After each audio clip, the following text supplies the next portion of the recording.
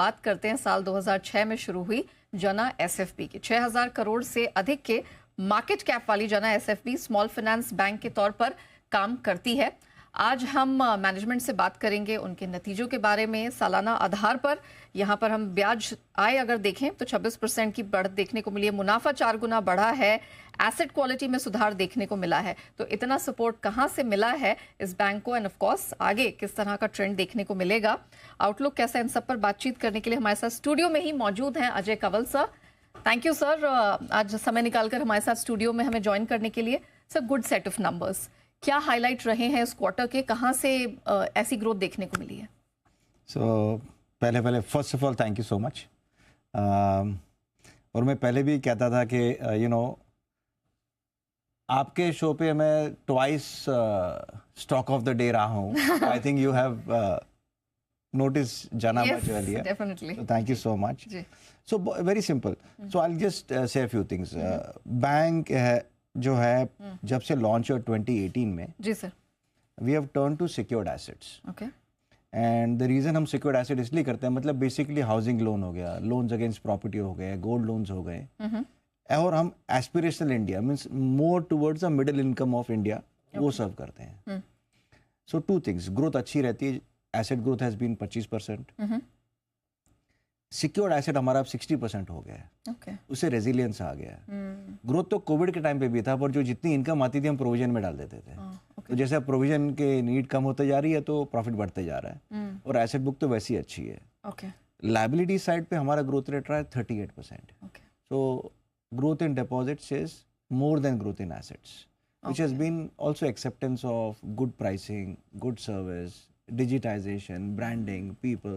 So पूरी मेहनत लगी है। So yes, can't complain. Net NP अब 0.5 है हमारा। Yes. So it should not cause any challenge to us as we go ahead. All right. तो ये तो बात हो गई सर नंबर्स की, which is undoubtedly very good.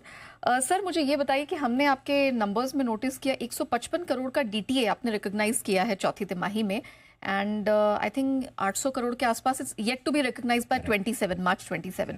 तो मैं जानना चाह रही थी कि इसके बारे में सर थोड़ा बताइए, और हर साल कितना आप DTA रिकॉग्नाइज करेंगे? सो बहुत इंपॉर्टेंट बात है, because see we are basically non taxable till 2027। तो जैसे हम प्रॉफिट बनाएंगे वो 25% टैक्स नहीं लगता। इस बार हमारा बिजनेस प्रॉफिट है करीबन 514, तो उसमें 0 टैक्स है, बिकॉज हमारा we carrying forward losses of demonetisation में जो हुआ था। अच्छा। अब to be recognise another 800 crores। So there only one way to think as an investor कि आज जो नेटवर्थ है, हमारी क्लोजिंग नेटवर्थ है मार्च 31 की 3577।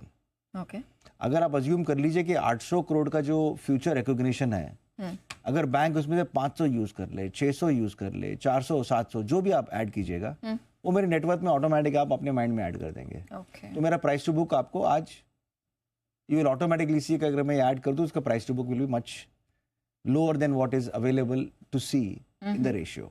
सो the other thing is you can not recognise unless there is certainty of profit. तो auditors जो होते हैं वो देखते हैं कि बैंक का कैसे हाल चल रहा है, and they want near certainty of profit, तभी वो अलाउ करेंगे पीएनएल में। तो हमने 1 year फॉरवर्ड का जो एक्सपेक्टेड है नियर सर्टेनिटी ऑफ प्रॉफिट के हिसाब से हमारे ऑडिटर्स ने जो एग्री किया है। But I think more important is not the number but the near certainty of profit. And then as we go along we will use most of the 800 and that the investors can see कि net worth आज क्या है इसका गिने। Okay, अच्छा sir, talk of the town रहा है RBI ने जो गाइडलाइंस ले की हैं यूनिवर्सल बैंक्स के लिए। अगर हम आपकी कंपनी की बात करें, जना एसएफबी की बात करें, how are you placed here, और क्या बैंक इसके लिए अप्लाई करने की सोच रहा है? So I think thanks to the regulator ये बहुत ही इंपॉर्टेंट मूव है। Okay, because this was part of their policy when they came out with the small finance bank licensing. So they have been absolutely fair and fine with their regulation now. जी, now is the question of where we are, we certainly would like to apply. हमारा एक criteria meet नहीं हो रहा है, विच is net NPA has to be less than 1% for 2 years।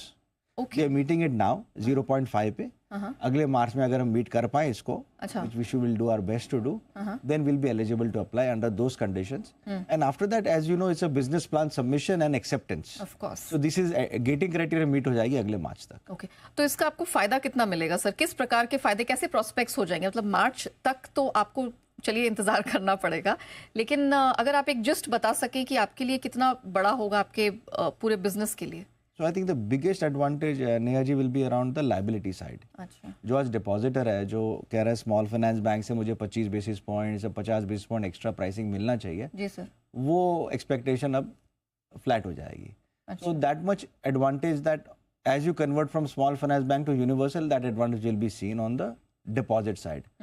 Asset side में जब हम अफोर्डेबल हाउसिंग कर रहे हैं, लोन्स अगेंस्ट प्रॉपर्टी कर रहे हैं, वो हम ज़्यादा चेंज नहीं करेंगे. ओके, कैपिटल एडिक्वेसी भी ईजी हो जाएगी, पर हमें कोई रीज़न नहीं कि हम ज़्यादा लेवरेज पे काम करें. सो आज हमारी कैपिटल 20.5 है. अगर आप मुझे बोलो कि आज से तो यूनिवर्सल बन गया, मैं फिर भी 25 पे काम करूँगा. It's good to have good capital adequacy. So those are advantages, but I think the main advantage will on cost of deposit, which I think will range between 25 to 50 basis points. Okay. अच्छा, जब तक वो प्रक्रिया शुरू होती है या पूरी होती है, तब तक मुझे ये बताइए कि ग्रोथ प्लान्स क्या है कंपनी के? अगर ज्योग्राफिकली देखा जाए, किस तरह का एक्सपेंस आप टारगेट कर रहे हैं अगर हम इस वित्त वर्ष की बात करें, और कितना डेप्थ आप टारगेट कर रहे हैं इस मार्केट में? So just highlight, we are in 24 states, 808 branch है और 54 लाख कस्टमर्स हैं. ओके, सो हमारे पास ज्योग्राफिक एक्सपेंशन बहुत अच्छा है, बिकॉज हम 24 स्टेट में हैं. हमने अपने गाइडेंस दिया that 20% growth rate you should expect on asset and deposits. Okay, but more importantly for us is asset growth means secured asset ज़्यादा ग्रो करेंगे. आज 60 है, 60 के ऊपर ही जाना चाहिए. हमें ROA 2% चाहिए, ROE 20 चाहिए. So more than growth, we are more interested in कि क्वालिटी जो है वो पॉजिटिव ही चलती रहे. Okay. Because more important to get more resilience and certainty rather than have 1 year of high growth then फिर slow हो जाओ, फिर point नहीं है. Okay. So we are just growing in a very resilient way. अच्छा. But we think in a resilient model we can do 20%.